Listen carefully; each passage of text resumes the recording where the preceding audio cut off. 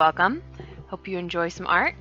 Today we're going to be doing just a pretty lady with some galaxy in her hair, and inspired by kind of a starry night makeup look.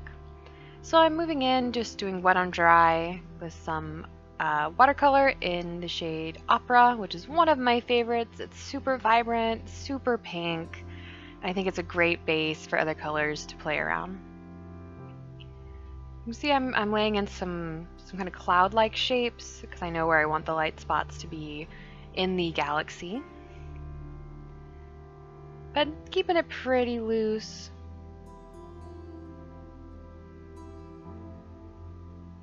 I'm starting to add in some purple on the crown of the head.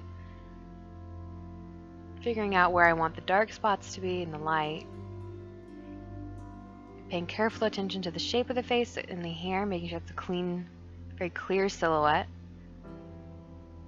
And starting to build in more and more pigment and color. And here we go with the face.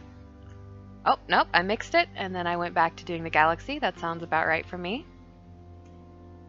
Okay, so while working still on that wet paint, we're adding in some purple, drying it real quick. Now we're doing the face.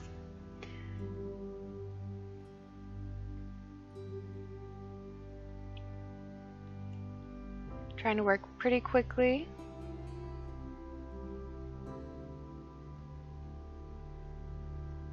Unfortunately, I did not mix enough paint, which is a total rookie mistake, to be able to cover all of her skin tone, and that's definitely going to be a source of problems for me later. And just as you can tell, the skin is a little uneven. All right, getting things dry before I continue. Knocked over my little succulent.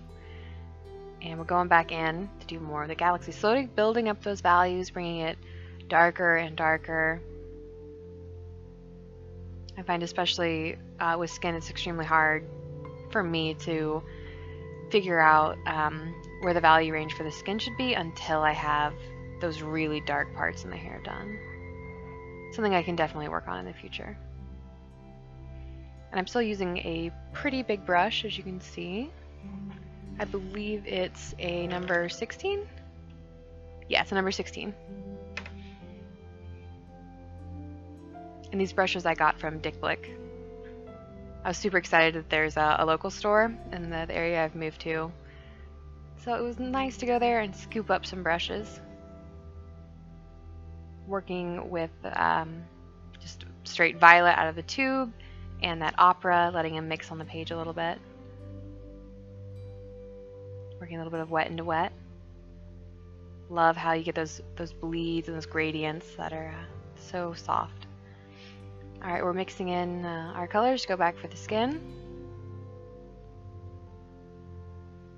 And I'll try to link the, or I'll list out the paints for the skin in the description box.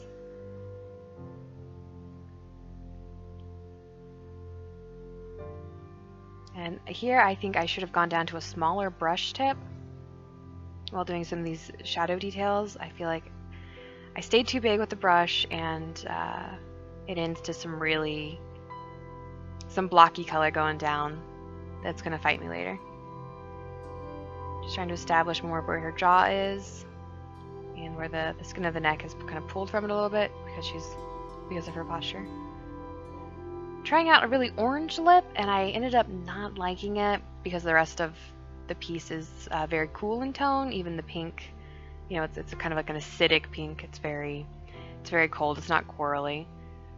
And warming the skin up a little bit and defining it with some colored pencil. This is a Faber-Castell. I'm definitely getting a little more comfortable with them and enjoying working with them. But here you can also see some of the failings of this cheap Canson watercolor paper I'm using is that the texture is not the nicest.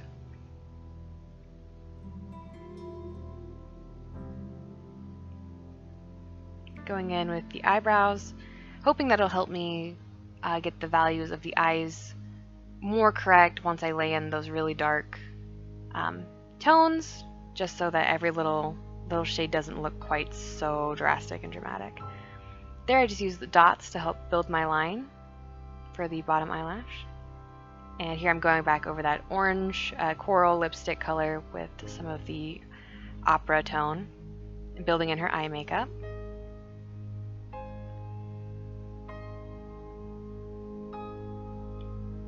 And I just really wanted this to be really dramatic, and was experimenting right there with adding purple for the shadows, which I think ultimately is more of what I decided to go with.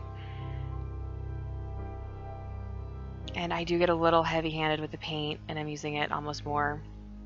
I'm not really using it for its transparency as much, which is a shame. And definitely blew out her nostril a little bit there.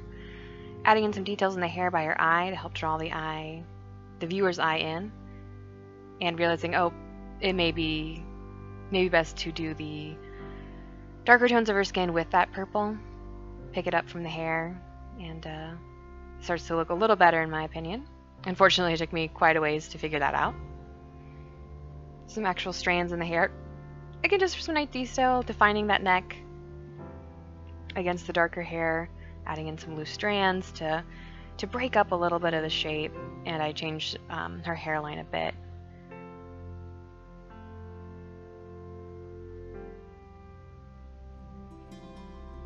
See, with me, the struggle is always committing to those darker tones in the skin. Definitely something I need to continue to work on. It just seems so scary to put like a mid-purple on top of skin. But ultimately it ended up being what I liked best, so next time, hopefully I'll remember this.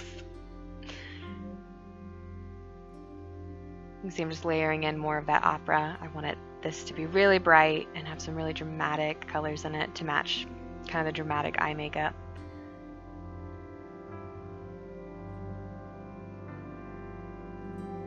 And now let it dry, and moving into using some colored pencils just to fix some of my mistakes and add a little bit more definition in some areas.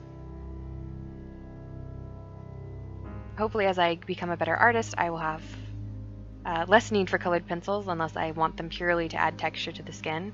And I do like that it adds a bit more instead of when you leave it all blank, it is so glossy. Not glossy, just so smooth because it's just a paper.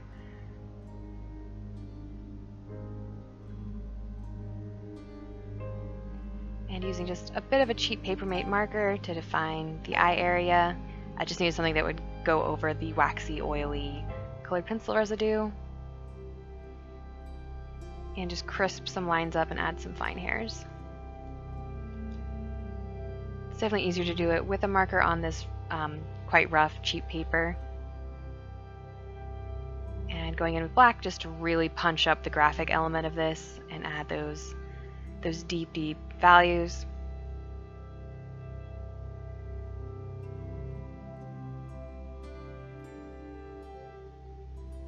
And decided to go ahead and darken the top of her hair a little bit more, and the top of her lip to give it a little bit more style. I think just going in with some white to add little flakes in her eyes and her eyelashes, just pop up that galaxy theme in her hair. Decided to go over to my Posco white paint pen to add a glossy effect in her makeup on her lips, and add details in her hair, get some more movement in there, and draw some fun little galaxy elements. Overall, I am decently satisfied with this painting. I am happy that I got to learn some more from it, and how to handle skin tones. It's something I just gotta keep working, and hopefully get good at it someday. You know, get good. And of course, my favorite little cheat, just adding flecks of white. Alright, thank you guys so much for watching. I hope you will check back in soon. Bye!